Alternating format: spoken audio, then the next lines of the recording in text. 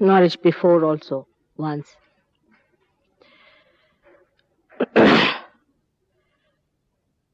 And always I had a desire to come to Norwich, though the response last time was rather disappointing for all the Sahajogis, and they were not very anxious to come down here. But I know for definite that there are lots of seekers in this place. And they are involved into things which they will realize very soon are of no benefit. There are seekers and seekers in this world. In my experience, I've seen that some seekers are true seekers. And ultimately they come to the truth. They discard everything that is artificial, that is not the truth. They go on working it out. As in Sanskrit it is said, yan neti neti. You go on saying, not this, rejecting. And then you come to the truth. It happens. But there could be some who are fake. In the sense that as you have got fake gurus, you have got also fake seekers. They just are seeking out of fashion.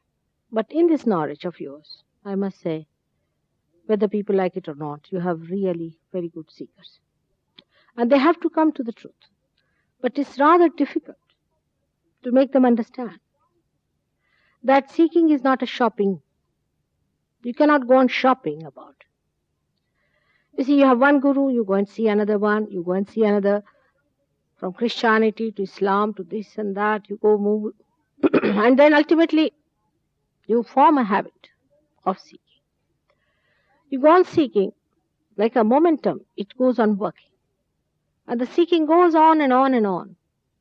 And you reach a point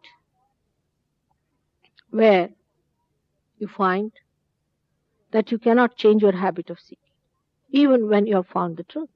It's like a rat race is a seeking race I have seen in this world has set in. Now the seeking has started because the time has come.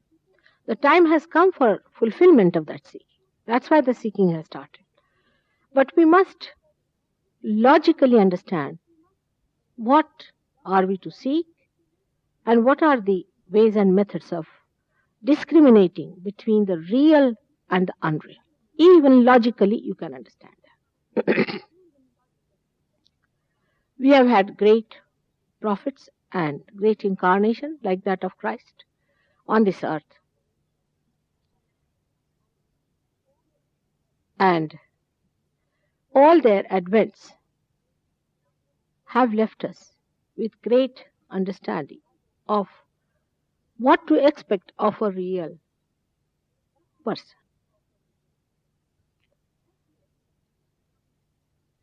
The first thing is that you cannot pay for divine love. You cannot pay. Just you cannot pay for it. It has nothing to do with money business. Nothing at all. You cannot do any courses. Imagine people doing courses in spiritual life. I mean, you mean to say those who cannot afford, those who are poor, they cannot get their realization? It's very simple as that. Money is your problem. You have created money, not God. God doesn't understand money. It's impossible. How to understand money? It's very difficult. God doesn't know what money is. What does He care for your money? And this is one of the things which some of the gurus have tried, is to take money from you. Once you start paying the money, it's a human nature. You see, if you are paid for something, you continue with it. Like you go to a show.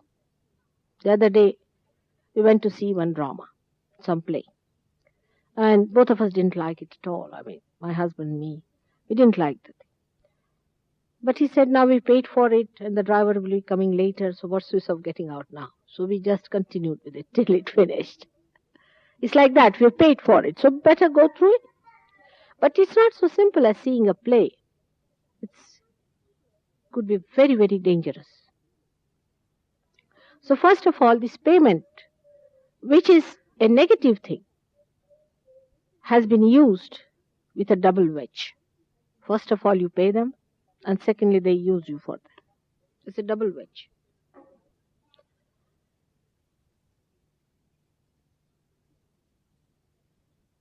The second thing is that you can not put in any effort for it. Because if it is a living force, it's an evolutionary force and it has to happen to you, then you cannot pay for it. How much did you pay for Christ? Christ coming. Did you pay anything? Now, of course, people are paying for everything. But that time, payment is one thing and effort is another thing one should be away from. You paid nothing, you put in no effort for becoming a human being. No effort at all. But it's difficult to understand that you can put in. You cannot put in any effort for God. It is spontaneous.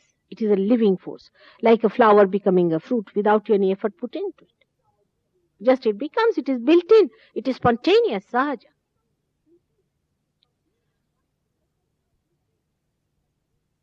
Effort is also a double-edged thing.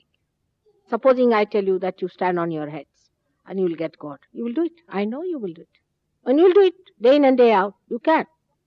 I've seen people chanting certain mantras which has no meaning, which is all nonsense, which is absolute nonsense, paying £3,000 for it. And chanting that mantra day in and day out, becoming mad with that, without even thinking about it, because you can do it. Whatever you can do, it is human, isn't it? God does something which you cannot do. If somebody says you have to jump, take out your clothes, jump in the air, go on saying something, oh, that's it. That's sufficient. They can do it. Taking out your clothes or color them into something, make it into a uniform. People like it that way. The other day only a suggestion came to me that better make some uniforms for Sahajogis. Have I closed it?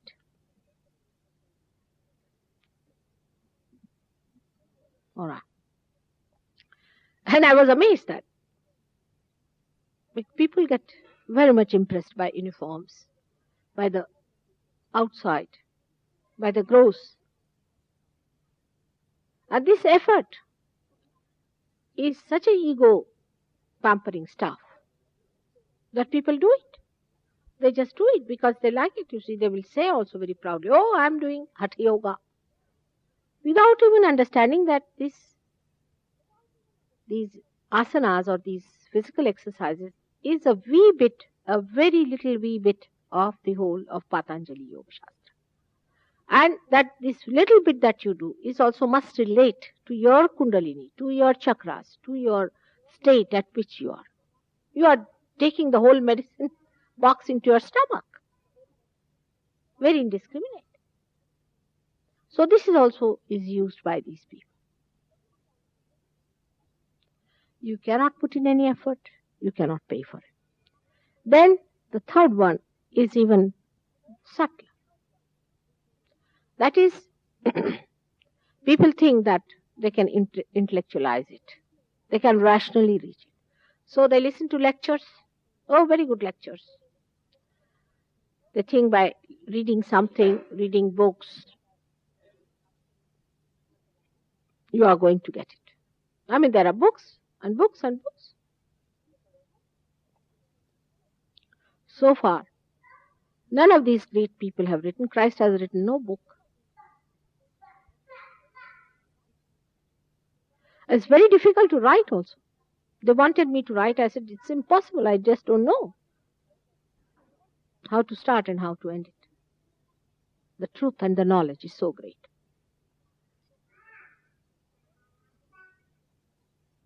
So they use this to satisfy your intellectual feats, you see. They'll go on saying that you jump onto this and then jump onto that and jump onto that and jump onto that, jump into that, and you see, find your back in the seat. I've seen there are funny organizations also which teach. Like, let us imagine that we are in that new awareness. Now imagine. Can you imagine? Now supposing you imagine even that you are monkeys. Can you jump like that? I mean, how can we imagine like that? It's like a very nice story I read in my childhood. It has impressed me very much. It's known as Punishment of Shahapesh. There was one gentleman called Shahapesh. He was supposed to be an architect. He came a hypocrite and an imposter. He came to a king and he said, I want to build a huge big palace for you. And I'm such and such. And he had all fake certificates with him. And the king believed him and he gave a lot of land to him. And he said, now go ahead. You spend this money, whatever you want, you can have it and make a big, huge palace for me. And he, after 6 months, he said, no, the palace is ready. When the king went there, it was just the same. There was nothing done. So he said, oh, you can't see because you have gross eyes. It is there. He said, really? He befooled him. First the king was wondering, what's the matter with this man? But he was a clever, intelligent man. He could understand that. So he said, now see, this is a big palace, and this is your darbar, this is your big courtroom, where you enter in, and this is the place where you sit. This is the throne made of gold, where you sit very comfortably, and here are the people who will be sitting there and receiving you and all. The king smiled, yes. He took him around a little bit. He said, now, I'm very much satisfied with your work. You have done tremendously well. I could not imagine anyone working it out that good. He said, now may I request you that you sit on the throne, because I would like to award you this special gift that you can sit on the throne, not the king. Poor man used to go and take a pose like that, you see. He said, you go on sitting, it's very comfortable. Enjoy yourself. You are tired, absolutely tired. He said, better be seated. And then he fell at the feet of the king. He said, I'm sorry for all that I have done. So to imagine that you are this and imagine that and to be identified, to be befooled like that, is not the way seeking is going to be. We have to get it. We have to actualize it. It has to happen to us. Do we understand that we are going in a circle all the time? Any guru comes, you are with them. Then another guru comes, you are with them. It's a shopping, as I said, going on. And it's very difficult to make them stop. There's a fellow who has written a book about me, and a big book. When he came to me, he said, Mother, I know now, I've found the truth. This is the truth. I've found myself. No doubt, I've got that vibrations. I've got collective consciousness. I've seen the Kundalini rising. I've seen with my own eyes the pulsation of the Kundalini. You can see it yourself. And everything I've seen, and I'm giving realizations to others, but still, I think I have to still seek. I said, why? He said, because it has become a second nature with me to seek. I said, now will you stop that rat race of seeking? And now he's all right. This is what it is. We cannot play game with yourselves. You cannot go on like this. You have to stop it at a point. One has to know that divine has nothing to gain from you. Truth has nothing to gain from you. Truth stands in its own glory, in its dignity. It doesn't need anything from you, does it? What can you adorn? What can you put on that? What can you give to that? How can you add to that? It's only you are adorned. It's only you gain it. If you get the truth, it is you who has been enlightened. It's not the truth that is going to receive anything from you, is it? If that is your idea, then you are sadly mistaken. You cannot pay for truth. Truth is there. It is there. Reality is there. How can you pay for it? Just think of it, that we are paying for something that exists, that is there. How can we pay for it? And what effort can we put in? Say, this room is very beautiful. It's very beautifully done. To see this, it is there, you just see it.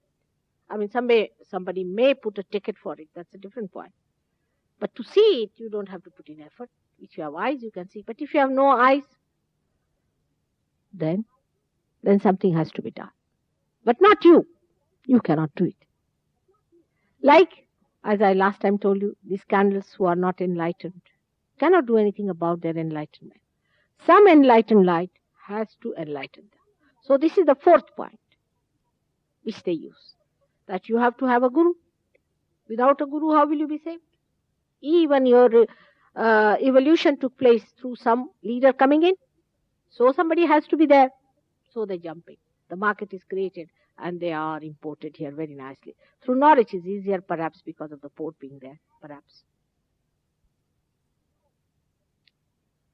And because we do not know what to seek, we fall a prey to it. I've told you already that whatever you can do is yours, is human. But whatever God can do is His own. You cannot transform one flower into fruit, leave alone the billions and billions of them are done. And that is His job. He has to do it. And that power has to flow through someone to do it. So this is the fourth point they arrive at. Oh, he's a guru. You should be absolutely obedient to that person. You should not ask any questions. If you ask questions, you cannot get your realization. Today's subject is like that. That's why I'm moving in this line. See, they said you talk on this, mother. Like we had one lady coming from Norway. She stayed with me. And she argued morning till evening. She just argued with me. I asked her, where have you been? She said, I've been to many gurus. I said, did you argue with them? She said, no. Which one was your last? She said, the last one was a Lama who came from Tibet. All right. Everybody come from Tibet is a Lama now.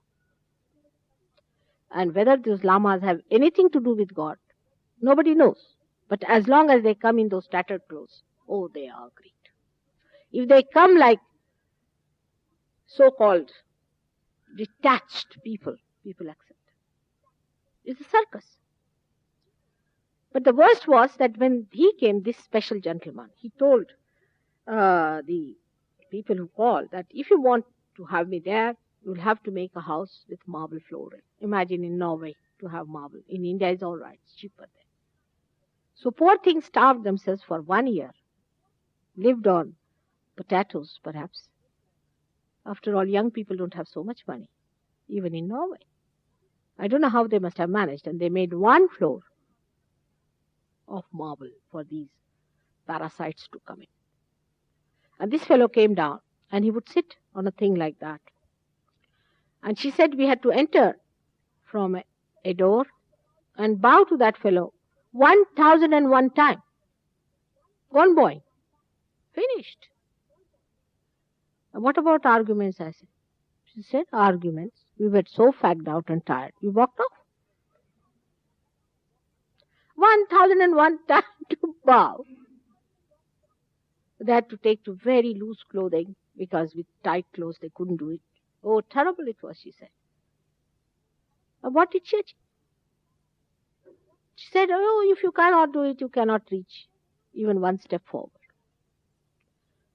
Yesterday I heard of another organization where they have some steps. You go up to this step and stand there and bang your head with something, coconut or something. Then you drop down, make some circus there. And then you have reached the fifth step. All this is nonsense. Don't believe in all these nonsensical things. This is absolute nonsense. You have got Christ before you to understand. Did you do all these nonsensical things? He lived a very normal life. And a person who is a realized soul is the most normal person. He doesn't have any eccentricities. He doesn't go into tantrums. He doesn't bother about comfort. He doesn't bother about food or anything. He is a lord of himself. You cannot capture that person. You cannot. And such a personality you can develop because you are a seeker. This is the one point which they have got up, is that you do not achieve anything with these people, nothing at all. Like they'll say, oh, I have raised your kundalini. How? Because you are jumping like a frog. Can you imagine? Jumping like a frog. Is that your seeking? It's so superficial. You see, people are so superficially built up. They are so superficial that they believe in such nonsensical things. They are not seekers. They just go to a lecture just to hear some lecture and then think, oh, I'm jumping like a frog. Now, are we going to become frogs or worms? We are going to become higher personality, higher people. Then it comes to us, what higher things we have achieved with these people. Have we achieved anything? Nothing whatsoever. Nothing whatsoever. What are we to achieve? As Christ has said, you are to be born again. Something very important. You are to be born again. Now what is that? That means some sort of an artificial baptism done by somebody, putting some water on your head. Do you get born again? Do you get that? Like an egg you put in and you just put some water. Now you are a bird. Does it become a bird? Imagine it is a bird. Will it become? Even if you give a nice dress to the child and the child goes in before the thing and you have a nice champagne party. But will the egg become the bird? Put yourself to that test. It's time now for us to face it. Like the other day we had somebody in Cambridge and he came forward with a great gusto and he said, I can understand all other people like Buddha. According to him, they are all wasted. Buddha, Muhammad, but Christ, he said. I said, what do you think of Christ? He said, Christ is something special. I said, yes, it is so. Then what? What have you done about him? He said, I believe in Christ. I said, really? And what have you achieved out of that? You believe as if, you see, it is like adorning Christ by saying, I believe in Christ. What have you achieved? Have you awakened him within yourself? Has he given you any powers of your spirit? This is the last thing one should know, that we have to achieve the powers of our spirit. Everything that is said into all the scriptures has to be proved. Everything must have a meaning. Otherwise, we are living in fool's paradise. We must accept it. You have to see that it is the truth. You have to see that. Not rationally, but by experiencing it. So just now, as he must have told you that how the Kundalini rises and it pierces through the fontanelle bone area and you get the cool breeze in your hand. This is what is described as the cool breeze of the Holy Ghost. Everywhere, Muhammad Sahib has described it as Ruh. He calls it Ruh, R-U-H, Ruh. It's cool breeze. In every scripture, of course, in Indian scriptures, because you see, that country didn't have problems as you have here. Our nature is very good and kind to us. People could live in the forests and could manage. They had time to concentrate on their spirits and to find out the truths about life. And they have found out. In the 6th century, we had a great saint born in that country called as Adi Shankaracharya, who has very elaborately talked about Kundalini, about realization, what to expect, what are the centers, how it moves. After that, we had Kabira, very lately, about 200 years back. Then we had Nanak. Nanaka compiled all the great works of all the realized souls and put them in a book called as Granth Sahib, which these horrible Sikhs are reading morning till evening. You see, it's called as Akhand Path. They do it for 2.5 days. Can you imagine madness? They're gone reading. And the last point they reach, one person reached, say, for about 2 hours. He puts his finger there, the another one joins in. There should be no gap left. Go on reading like mad. By reading are you going to reach to God? And they're reading that, written there, that by reading you don't go to God. And they are saying, why don't you look into yourself? You have to find it within yourself. They're reading all that, singing also. Who is going to look into? Like if I say that you have to take this medicine say a particular medicine, we can say Anadine for your headache. And you go on reading the prescription. You have to take Anadine, you have to take Anadine. You'll have a greater headache. You can never get cured. I mean, anything they try to do, human beings know how to make a mess out of it. Now at least you realize that I'm here to tell you that don't make a confusion of everything. This is a very confused times. This is all described also. This is time of confusion. But keep yourself alert and try to understand that if it is the truth, you have to actualize it. It cannot be brainwashing. You have to really actualize it. You have to feel it within yourself. Like anybody who comes and says, I have got realization. Really? My Kundalini is up there, mother. I'm all right. My Guru has done it. And he jumps like a frog, actually. So I asked him, how do you know that you are realized? Why do you believe your Guru? He said, why I'm jumping like a frog? I don't know what to say. I feel quite peaceful. If you go to a pub also, you might feel peaceful for the time being.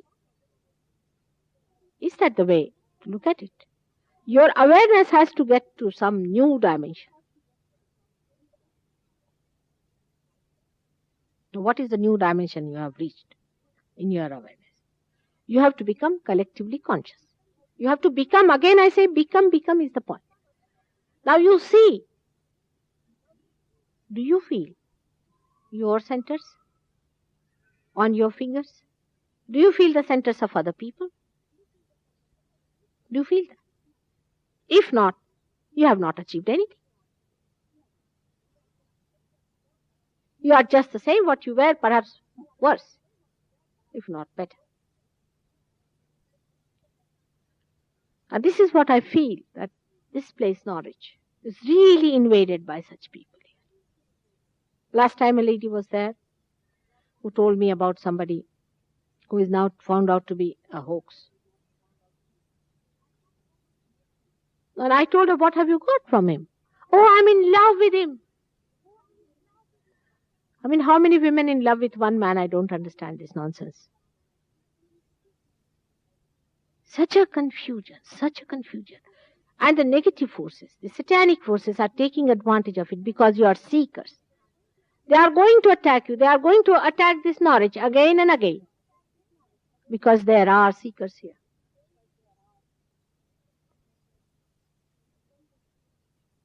They always attack. They know. Moreover, you do not know that even when a seeker is born of a very high quality, in the childhood only, they work out something.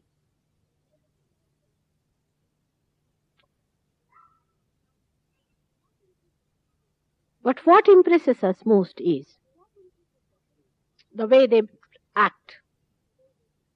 They create an act. Actually, they study it very well. And the second is the way they mesmerize, the way they hypnotize you completely. You don't know where you're going. Now we have here somebody who has been the head of a TM in Scotland. And he ended up with the epilepsy of his wife, his own epilepsy, and the child getting epilepsy. It's a fact.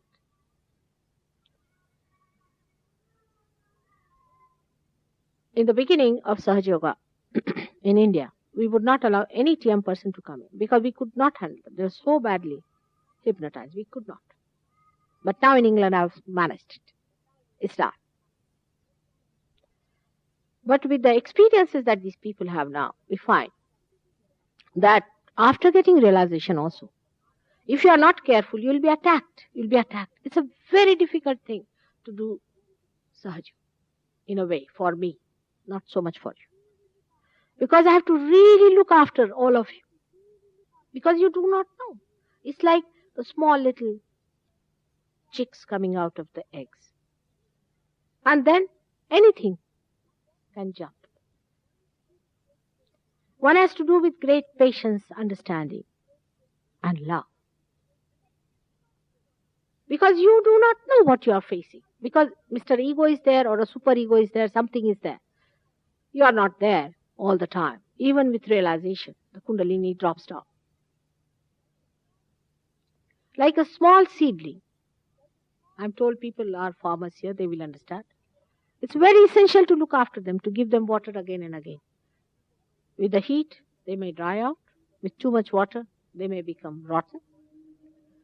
With anything trampling on that, they can be ruined. It's a very risky game. And one has to work out with great care.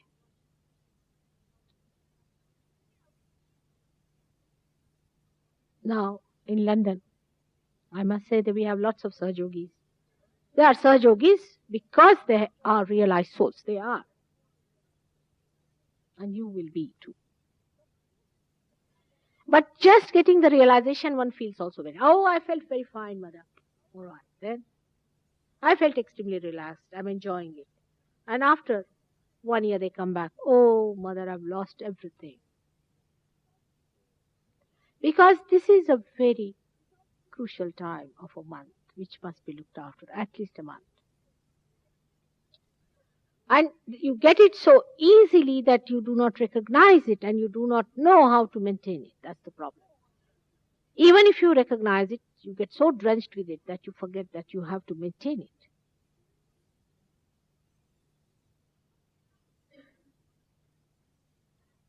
In Indian villages, it's a different story. They are not touched by these. They are not interested. They are all interested in the West, where the money is. You see, it's like where the sugar is, all the flies will fly. Luckily, my husband got elected to this job by so many countries, and I came to England. Actually, I just came by chance, I should say, or by divine plan. And that's how I'm here. Of course, there are many coming to India, but somehow the Indian Sahajogis found it very difficult to adjust the Western people. For many reasons, because people who are Indians in India are very different from Indians who come here. They are not so materialistic, simple people in the villages, they are simple, and they are not attacked. Main thing is they are not attacked. Nobody is interested, these gurus and all that, not interested in the villages. I work in the villages of India.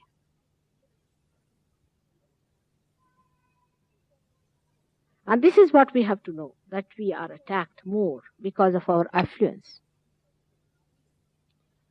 And one more point, because you are saints, you are seekers. Seekers are born in these Western countries. Perhaps I feel that they are to be comfortable. That was the design. That they should have no problem financially. That's why you get doles here. Nowhere in the world people can get doles. They don't understand. This was providence. For you now to meditate, to achieve that, for you were born for this purpose only. This time is the judgment time. The last judgment has started. The first important people are the saints, are the seekers. I'm not interested in non-seekers at all. I'm not interested. I'm not bothered about them. At the time being, I would say, now, I'm not bothered. Maybe later on. Just now, I'm only bothered about giving realization to people who are seeking and establishing that. That's all is my problem. And that's what you must face. You must know that you are seekers. You have to get it and establish with it.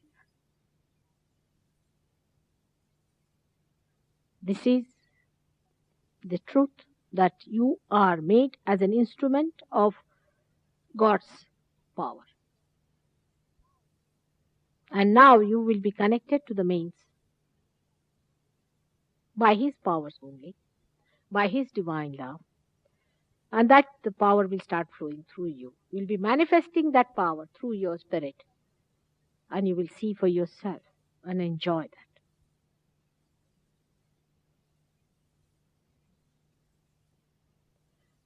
Thank God in Cambridge, now we have many Sahajogis.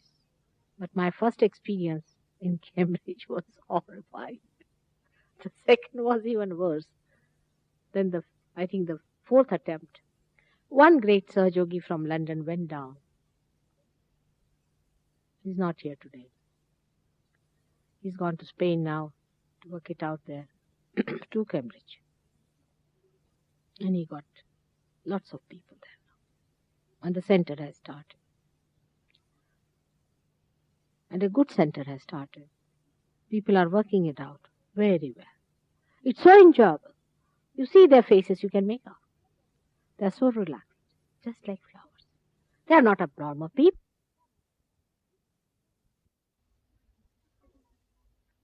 And that's how you have to also have it, because you are seekers. Today, whatever they are, you are going to be the same. You deserve it. It's your own. This is what you are seeking. This is what you should have. But we couldn't get to even one person in Norwich last time who was up to the mark to run a center. The reason I would not say that they are not people of quality here, they are. But the reason is they are very much attacked people, very much attacked, of which they are not aware. And this time again when I said, why not Norwich? Everybody said, oh mother. I said, no, I'm going to go. And I hope this time you will do some justice to yourself and to your place.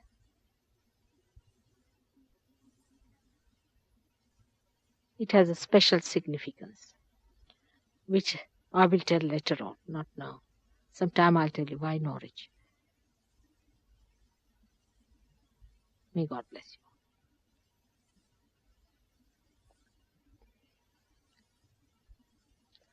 Now, any questions, please?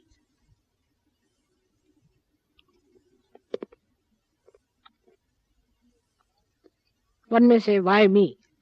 That's one question could be. Why me? I mean, I say that you better be in my place. I'll be very happy. I don't need anything in life except that I see that spirit in you. I want you to give your own. That's all. See, this light is there. It is giving you light. Do we say, why do you give the light? Why not these walls? I mean, that's the purpose. What is there to feel hurt about it? I mean, I don't know many things that you know, really. I'm so badly off. And so many things that you can't imagine. I can't even sign a check. Till today, I have to ask somebody, where do I sign? I'm so hopeless. I mean, I have so many defects you can't imagine, as far as the human norms are concerned. But I mean, if I know something, I know that. So what is there to feel bad? And I want you to know. I want you to get it.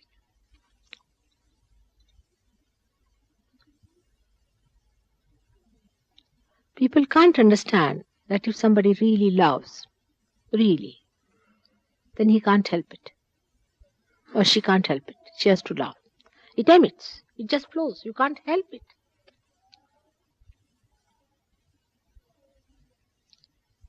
Any other questions?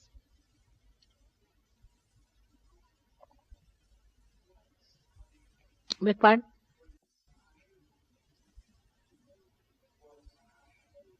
Sahajami. Oh, he didn't tell you? Oh, all right. Sahaja. Sahaja means Saha means with, Ja means born. Is born with you. Yoga means union with God. The right to get to God, right to know your spirit, is born with you. It's spontaneous. It is spontaneous, like a seed sprouts by spontaneously, automatically. So you cannot explain the mystery of spontaneity, can you? That is what Sahaja is. Sahaja means born with you. Also another derivated meaning means simple. Sahaj means simple, easy.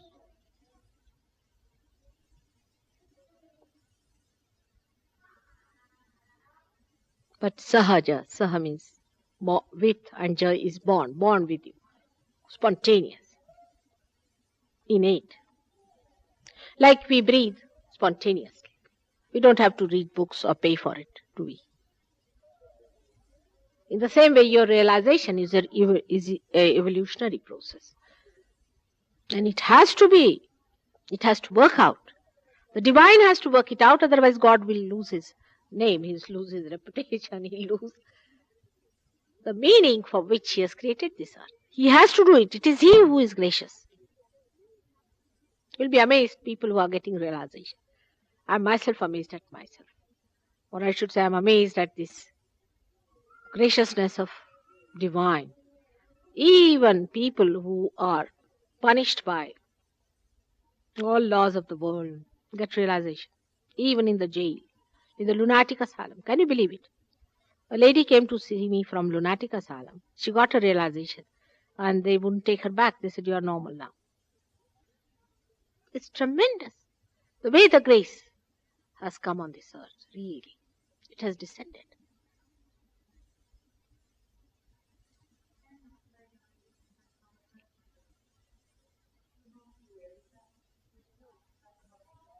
No. I must tell you about this one. Is very important. No, in India, you see, every married woman has to wear it. It's a sign of a married lady. You see, it's something like your ring or something outwardly, but inwardly it's very deep. It is placed at a point where this is the window of the center of Christ. And you can say this is the symbol of his blood. Looking at this point, you can get thoughtlessly aware. Looking at this point, you can get thoughtlessly aware because Christ in you can be awakened. When you look at this point, Christ is awakened within you. And Christ came on this earth to suck in our ego and superego. Means the sin, so-called sin. He's the one who has power to suck our sins if he is awakened. But he has to be awakened. Just not by saying that we Christians, he said, you'll be calling me Christ and Christ I won't recognize. He is to be awakened within us. Now if I have to say that you watch here, there has to be a mark, isn't it? And when you watch that, you see, as Christ is awakened within me, he'll be awakened within you also. And you'll become thoughtlessly aware. There won't be any thought. This is very helpful. This is not a caste mark or anything which people think. It is written in the Bible that those who will be saved will be known in John's Gospel of Revelation by the mark they wear. This is that mark. I don't want Sahajogis to wear that mark, because in England they will start some sort of a ruling against it. It's not necessary. It is there. It exists.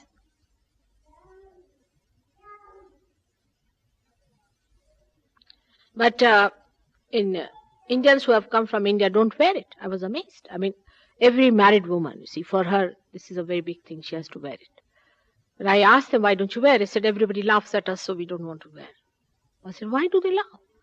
They said, they never appreciate anything. They never appreciate. They'll just laugh at you. I said, but you can say we can laugh at your lipstick. Why should they laugh at you? They said, that's why we stopped. What is a sign of a widow? Just imagine. I mean, they said, if you have to survive, you have to remove it. I said, let them laugh. Why do you worry? When you understand the significance, you don't want to declare you are a widow, so why do? This is also another sign of a married life. In India, a married life and a married woman is the most respected thing. It's the most respected. And she has to wear 9 marks because she's so respected. She's like a goddess. I mean, she's regarded as the goddess of the family. That's how we have maintained our family system there, which is so important now you realize it. That the housewife is a deity and there's a center for it within us.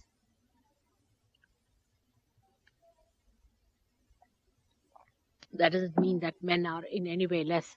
I mean, the men are the kinetic energies and the women are the potential energy. I mean, we have no fight with them. It's question of understanding our roles in life. It's completely equal but not similar. It gives you more peace and happiness and joy, isn't it? Now, supposing my nose is placed here and my eyes are placed here, will I be able to manage life? In the same way, everybody has a role and a place, you see. And these things help. In no way you can see that our Prime Minister is a woman. So many ministers are women in India. But we have to maintain a certain decency and decorum and the dignity of a lady. And it's there, but there are many bad things in India. So many that I can't count. So it's better not to accept everything that is Indian as something great. Now they're developing, you see. So they are acquiring lots of plastics and acrylics. I have to carry nylons to India. Can you imagine? When we have silks, they don't like it. They want to have nylons as presents. And a nylon sari is regarded as the greatest present for an Indian lady who must be having 150 silk saris. We have to learn from you quite a lot. What to do? They came here to make money. They have become materialistic, absolutely materialistic. They go on counting pennies, just like you do. I mean, absolutely, it's a horrible thing. And to make up for them, all the gurus have also come here. That's what you are importing. And I'm ashamed of them. But they cannot be fool Indians that much as they can be fool you. Because you are naive. See? A fellow whom I knew very well went to Germany. And he made a lot of money.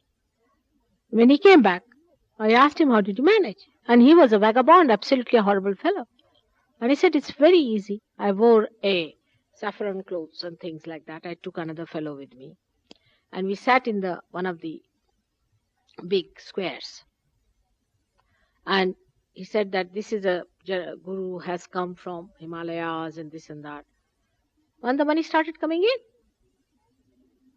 They don't know any mantras, they don't know any Sanskrit, they don't know anything. And the whole thing worked out. Now this is a realized soul. Now do you know that she's a realized soul?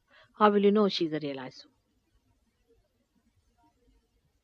Unless or until you are realized, you won't know. She's a born realized. And there are many born realized in this country. How are we to know? We have no knowledge.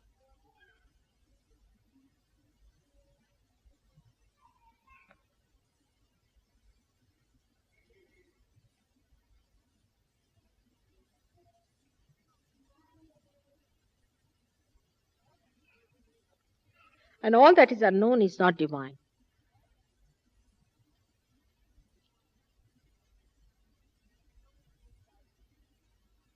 We must try to understand through logic, and then it will work out. Rationally, you cannot understand, because rationality can go anywhere. I've seen people who have robbed banks, taken away other people's money, can also rationally explain it. But logic is very different. Logic is based on wisdom and on sustenance. Any other question?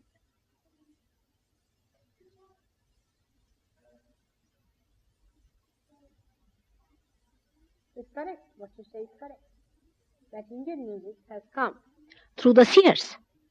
Indian music has not come through experimentation. It has come through the sages. And they have used this Om, you see, the Kundalini rising. When she rises, you see these 7 chakras, she creates these 7 notes. And whatever they have been keeping up is the melodies which are pleasing to your spirit. And that's why if you are spiritually endowed, I mean, we had now a very big program of one realized soul who came, his Pandit Jasraj in London. You'll be amazed, there was not a single Indian who attended it. Not a single Indian.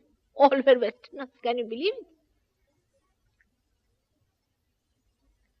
Indian people and India are two different things, I feel, sometimes. Especially those who are here. Not one person attended his programs, while he was fantastic. You see, the whole thing, even the Natya Shastras, what you call the drama, is based, the whole science is based on spirit. If you read the Natya Shastra, is completely what words to be used, what is to be said to create a certain mood. Even the romance is based on dharma, is based on sustenance. I agree with you there, absolutely true, but everything we have lost, that heritage we have lost. We are all English now. Artificially English, not really.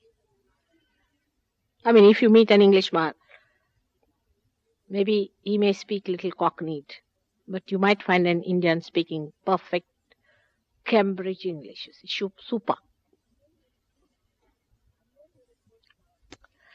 And you won't be able to make it out whether he's an Indian or an Englishman, but for his color. With the tail coats missing, they have copied you very well, no doubt. But it's a copy. In aesthetics, in understanding. Now, the other day we had a very good program in that mermaid thing. I was the only single Indian there enjoying that. Only single Indian. They don't grow with you. And you are the people who are going to appreciate them more than they can appreciate their own heritage. Now, these boys, they go to buy Indian music. And there are Indian boys who are buying jazz or some cheap music there. And when they asked, why do you buy this? He said, there's a lot of speed in it. You see, we want speed now. We are very lethargic, so we want some speed. Indian music builds up. You see, slowly it tries and then it gives up. It can be very speedy, but doesn't start from the very beginning like a shock, da, da, da, da, like that. But they don't understand. It's very surprising that Indian music is now surviving because of you people, not because of Indians. Because you are spiritually endowed, I must say. I'm very happy to know that you have seen that beauty. It's because of your spiritual advancement, that's all.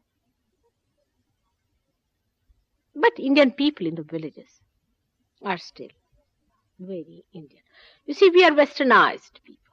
And the westernized are copies, aren't they?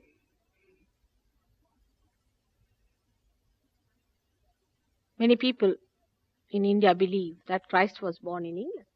Do you know that? Especially the converted Christians. For them, an Englishman is at least a second cousin of Christ. What to do? This is the situation. It is a fact. And the other day, I addressed a conference of Asian women, and the way they were fighting, our rights and this and that, I was amazed. I was amazed at them. I mean, any Indian conference like that, I cannot imagine Indian women fighting like hooligans. Oh God, I just said, what has happened to them? How could they behave like that? They have forgotten all that decency and decorum, the grace that an Indian woman has to represent. I was amazed, and when I told them very frankly that you are becoming horribly materialistic, and you will even have the culture which is worse than the labor class, even the worst and worst of that, the way you are moving. You'll be amazed to earn money. People have come from India who belong to very good families. And they are working in Heathrow cleaning, sweeping. They have become sweepers. They wear gold bangles up to this much. They are not ashamed. In India, let them go and even clean their own bathrooms. They won't. It's shameful. It's a fact. I feel ashamed of them.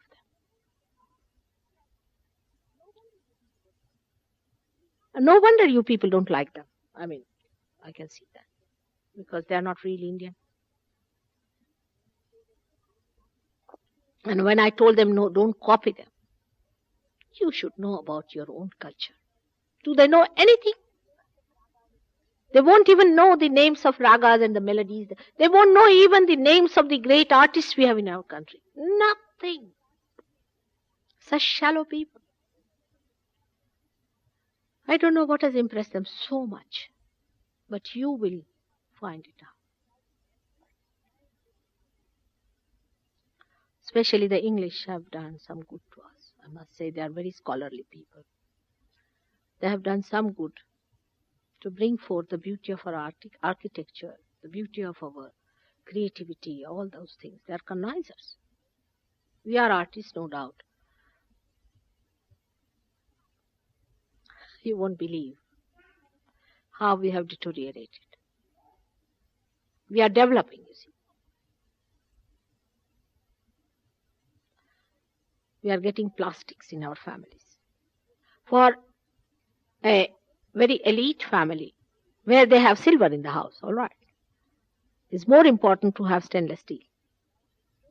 If you give them a glass, say, of crystal, they won't like it. But this glass is the best. If it is plastic, it's even better. Went to somebody's house, a very rich man. Oh, he said, I have a wonderful thing. Would like to see that. Oh, wonderful. You'll be amazed. It's such a beautiful thing. I said, what is it? Took me into his room. You won't believe. And he showed me one of these bloated plastics, you see, which makes a sofa-like thing. And he said, see now, you can fold it. You can again blow in. He had removed all his carved furniture and put all that around, saying, this is so beautiful and it has colors. I looked at him. He was in America for at least 11 years and this is what he picked up to admire plastics.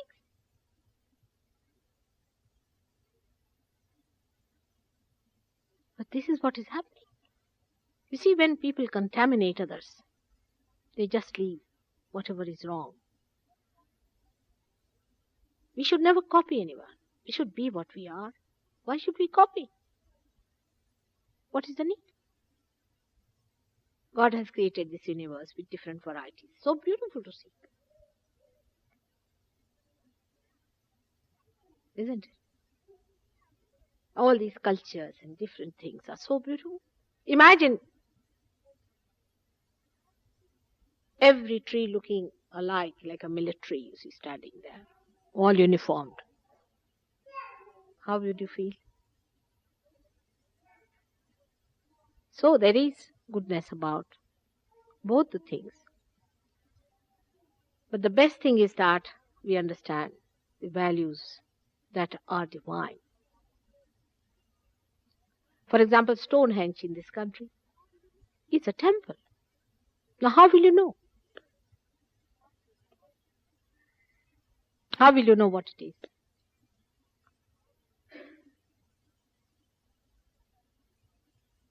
Unless and until you have vibrations, how will you know?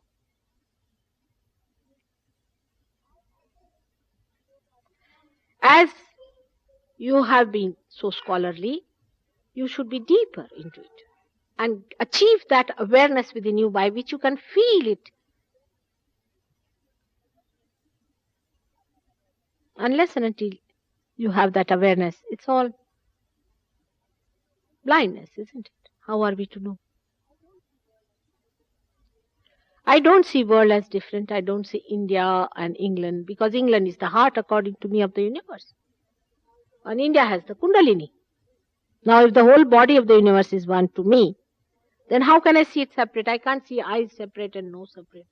I can't see Christ and Muhammad separate. I cannot see them. I cannot understand. You see, in my concept, I cannot understand. They are in complete union with each other. Absolute melody. Because they are absolute. They are ideal. We cannot think of something so perfect. England has to improve because it is the heart, and India has to awaken. The heart is lethargic and they are sleeping. What am I to do? And Europe is the liver. Imagine. They are all drinking. God save the liver of the universe. This is how I look at it.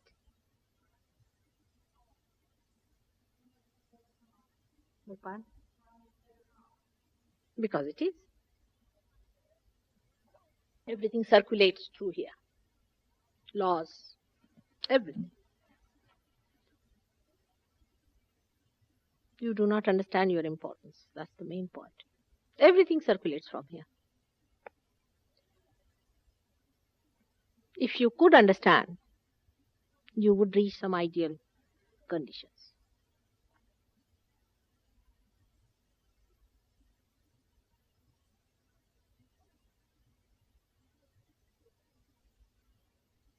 It's the shape of a heart too. Such a little thing compared to the universe. And they went up to China. In a different way, that way they should not have gone, you see. But they did. Everything can circulate through here. But you must have proper blood, isn't it? Purified blood you must have. But India is the Kundalini. That's also very important.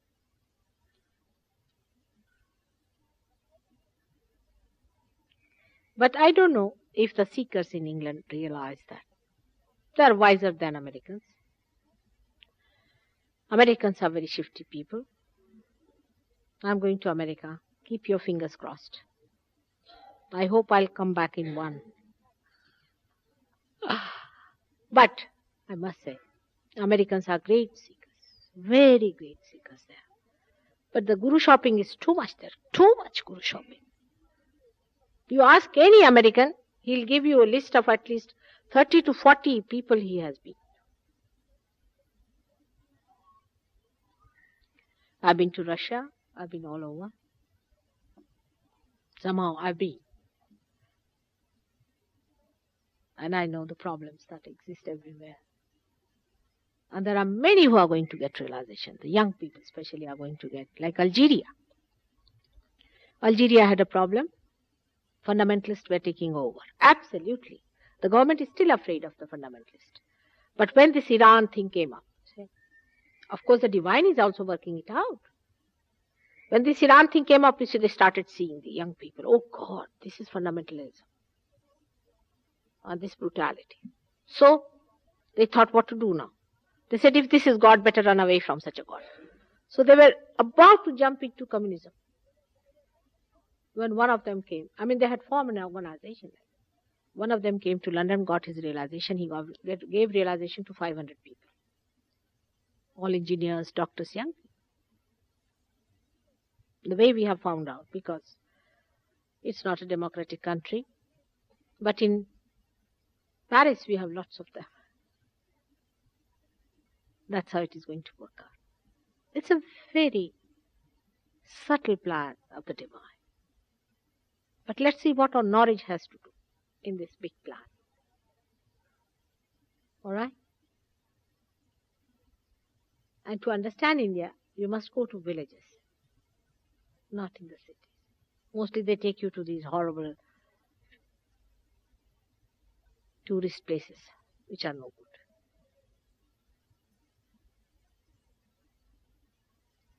We must see everything in its proper way, whatever it is. I am not here to make you Indians, nor am I there to make them English. I am criticized in England that she's trying to make them Hindus, and in India I am criticized that I am going to make them Christians. Can you believe it? To understand fanaticism, it is better to see all of them together, and you are amazed how they are fighting for what. There isn't any truth in it. It's very funny. Like I said, that Christ's mother was the Holy Ghost, and the 15% of the Sahajogis at that time resigned from Sahajoga. They couldn't believe that could be so. They said she's the woman who was just crying all the time. How can she be a Holy Ghost? You see, Holy Ghost in India is called as Adi Shakti. So how can she be? And Christ did not say she was the Holy Ghost because he didn't want people to attack her. Otherwise, he would never have forgiven. He said that whatever is done against me is all right, but anything against the Holy Ghost will not be forgiven. And they just resigned and they said, oh, this lady is preaching Christianity. Beware of her.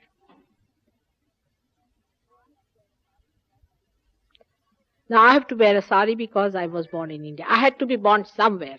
If I was born in Norwich, I would be wearing dresses like you.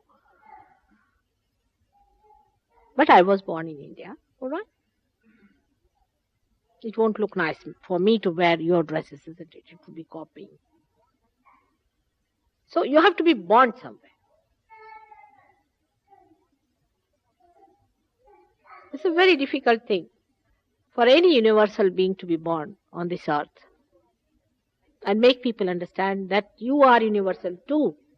Only your universality has not been awakened. Once you become, you forget all, you transcend all this, and you just see the variety and enjoy it.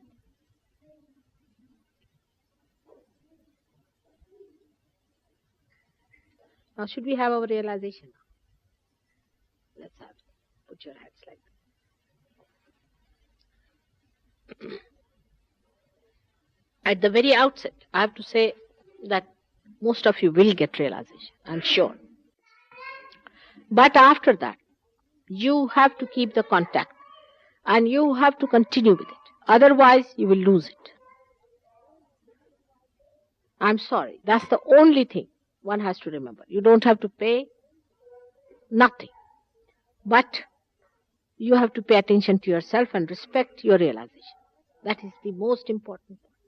That you are a seeker and that if you have found it, you have to work it out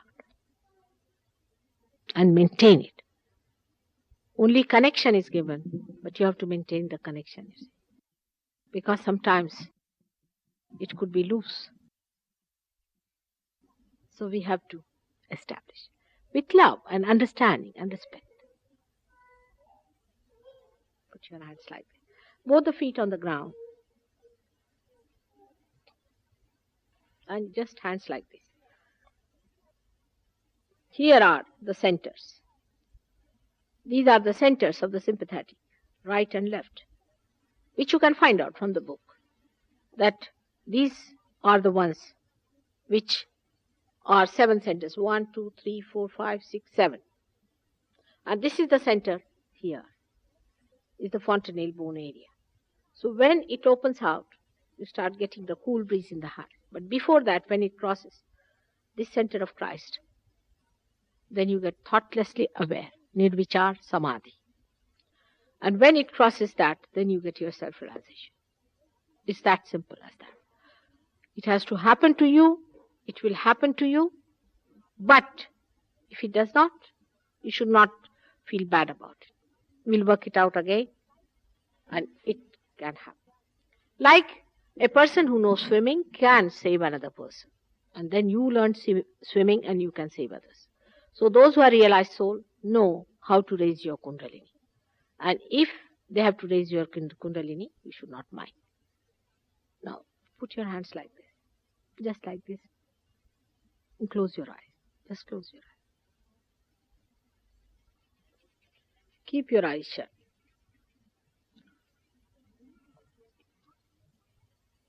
The only thing is you have to ask for it. If you have no desire, nobody is going to force it. As Christ has said, you have to knock. You have to ask. Ask for your realization. It's a very big thing you are asking. Just you have to ask. That Mother, give me my realization. Just ask. Thrice you have to ask.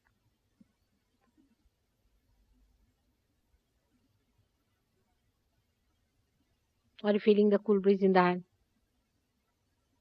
Are you feeling? Good. Are you? Not yet. Keep your eyes shut. Keep your eyes shut. It will be better. Yeah. Put your hand straight. See? Straight like that. You have to forgive. Forgive people. You have to forgive. It's a big load. You have to forgive. Just say, I forgive. I forgive everyone. Just say that. It's a very big load. Because after all, if you do not forgive, who is suffering? You, not others. Just say, I forgive. Thrice you have to say, I forgive. Mother, I forgive everyone. Just say that. Just say. You feel very much better. Much lighter. Is all right? All right?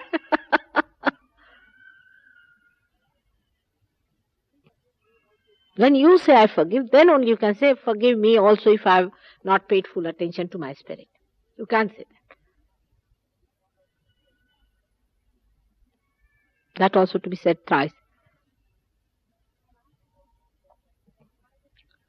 You can ask a question saying that, Mother, am I the spirit?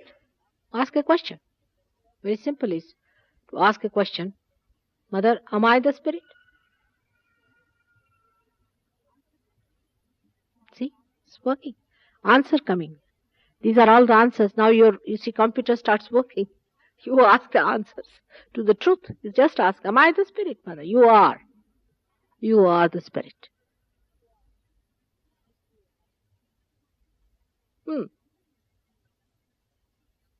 You'll feel very much lighter and blissful. Put your right hand on your heart and ask the question, Mother, am I the spirit? Because spirit resides in the heart. Put it on the right hand on the heart. Yes, just ask the question.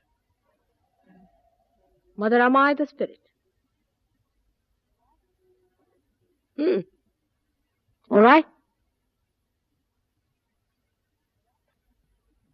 You have to make a statement that you are the seeker of truth. You are. You don't want anything else but truth, isn't it?